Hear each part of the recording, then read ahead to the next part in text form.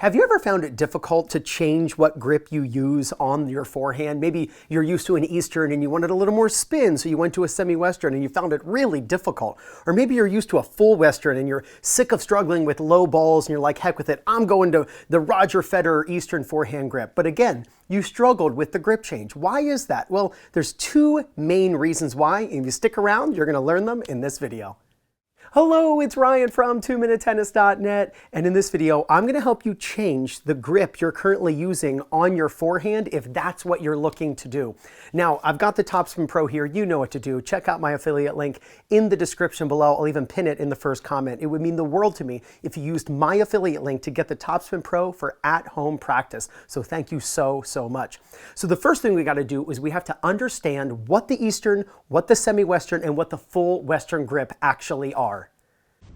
Now, first, we're going to talk about it as if you are right-handed, and then we'll check out for the lefties.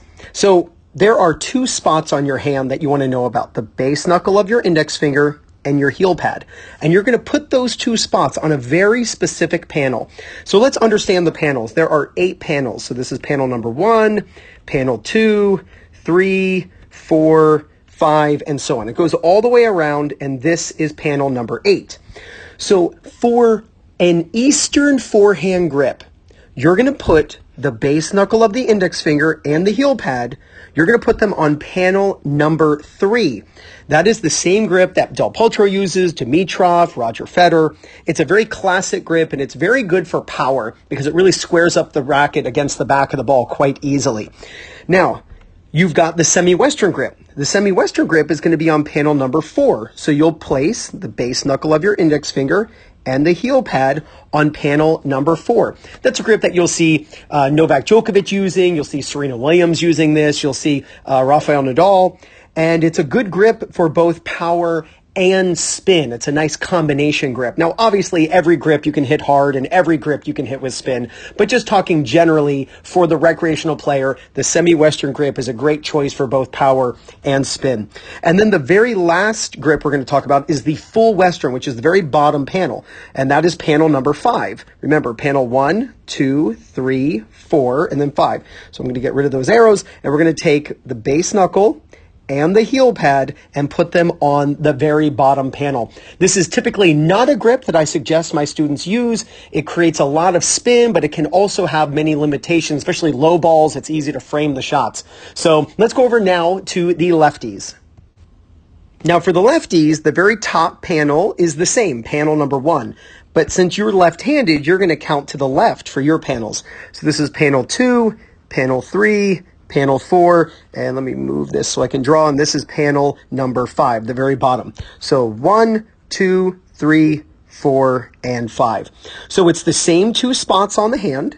So you're going to take the base knuckle of your left hand, of your index finger, and your heel pad, and for the Eastern forehand, you're going to put the knuckle and heel pad on panel number 3. This matches the palm facing the same direction as your strings. It's a nice, easy kind of palm awareness so you understand where your strings are pointing, just to know where your palm is facing. So that is the Eastern forehand grip. Semi-Western is going to be panel number 4, knuckle and heel pad on the 4th panel, and for you full Western users, that is going to be panel number 5, the very bottom. So the very bottom is the full Western for both righties and lefties.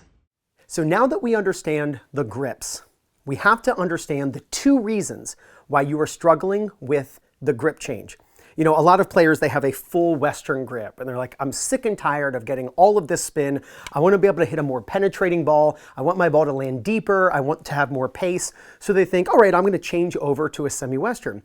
Or maybe somebody learned tennis a long time ago and they've got a very flat Eastern grip, and they're like, you know what? I'm going to change to what some of the younger kids are using these days. And they say, I'm going to change to a more semi-Western grip. Why is it so difficult to make a grip change? Well, it isn't the grip itself.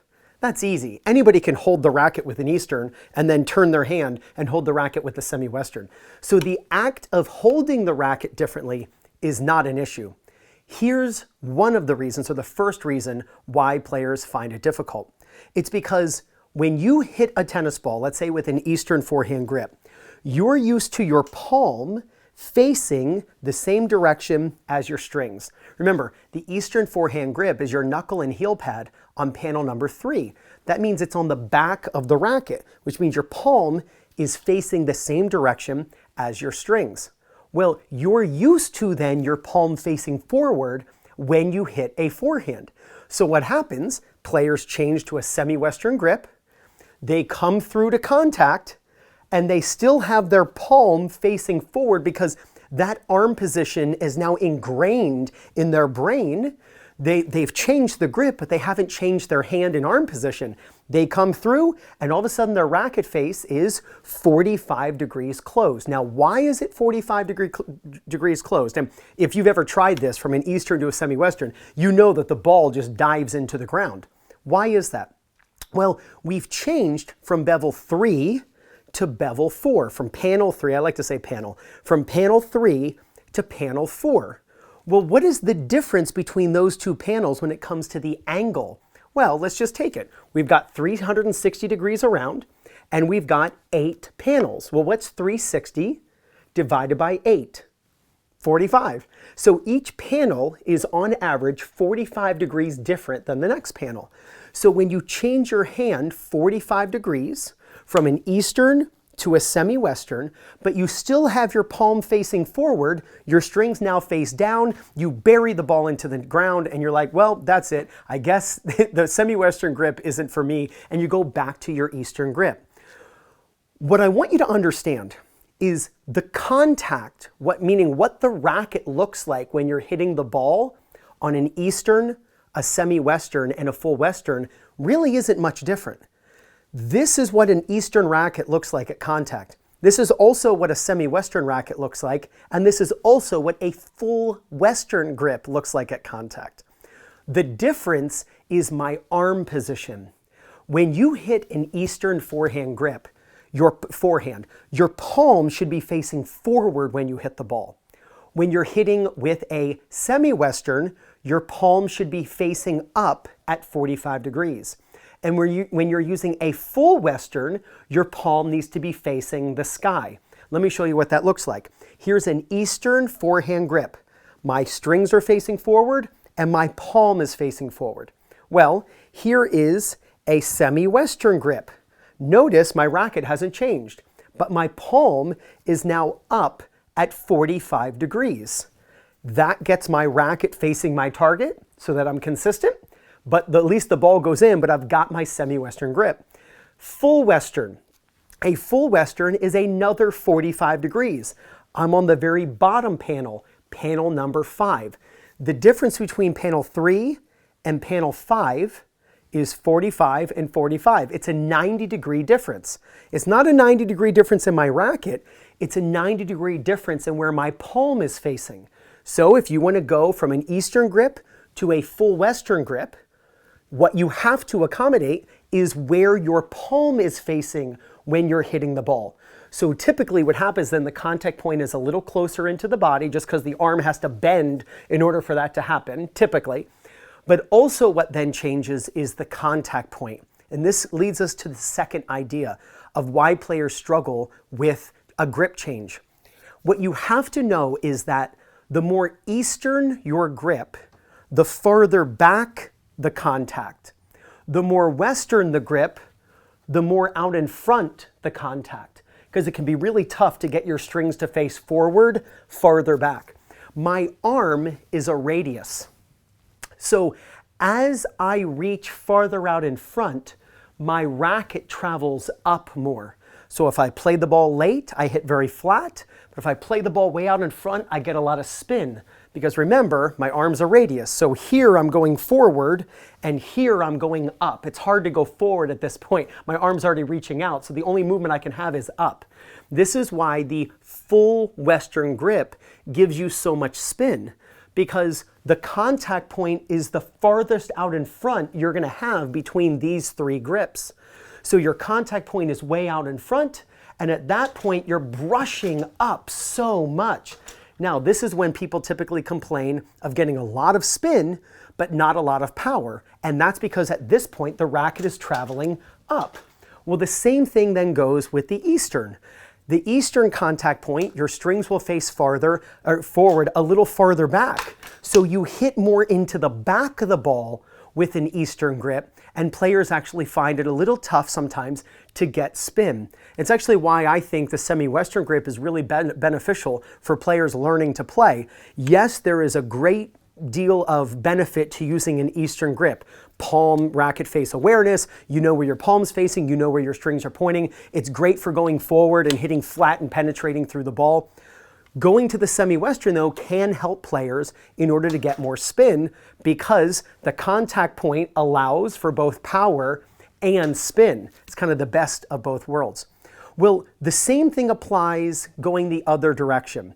We talked about if you're used to an eastern, you're used to your palm facing forward. And then when you go to a semi-western, the mistake typically is the palm is facing forward and the ball is buried into the net because they use the eastern hand position, but they've got the semi-western grip. You need the palm to be facing up at 45 degrees for the strings to then face forward. Let's say you're used to a full western grip and you're tired of having all that spin. So you decide, I'm going to go to an eastern. Well, if you've ever done that, if you've ever used a full western grip for a long time, years, and then you immediately say, you know what, I'm going to try an eastern grip. What happens? If you've ever tried it, where does the ball go? The ball shoots straight up into the air. Why? Because with a full western grip, you're used to the contact point farther out in front, and you're used to your palm facing up. Since you're used to your palm facing up, which works with a full western grip, remember with an eastern grip, the strings face the same direction as the palm. So players come through and their brain says, oh, time to hit a forehand. Let's get our elbow in, let's get our contact point way out in front, let's get our palm facing up. And the ball shoots straight up into the ceiling if they're playing in an indoor court and they hit the ceiling. So you have to then say, okay, I've got my eastern grip. I need to come forward and get my my palm to face the same direction I want the ball to go. Because now with an eastern, the palm and the strings match. There are two main reasons why players struggle with the grip change, and it isn't the grip itself. It's understanding the relationship of where their palm is facing when they hit the forehand. When you're hitting a western, palm needs to face up. When you're hitting a semi-western, palm is up at 45 degrees. And when you're hitting an eastern forehand, your palm is facing forward. And the contact point. When you're using an eastern forehand, contact point is farther back. When you're using a semi-western, contact point is a little bit in front of that. When you're using a full western, the contact point is in front of that, and it's a little closer to the body. If you understand where the palm is facing on your forehand and where it should be facing if you're trying to make a grip change, and you understand the difference in the contact point, there is no doubt, not only are you going to be able to have a successful grip change, you're going to be able to gain confidence, win more matches, and play much better tennis. This is Ryan Reedy from 2minutetennis.net. You got this.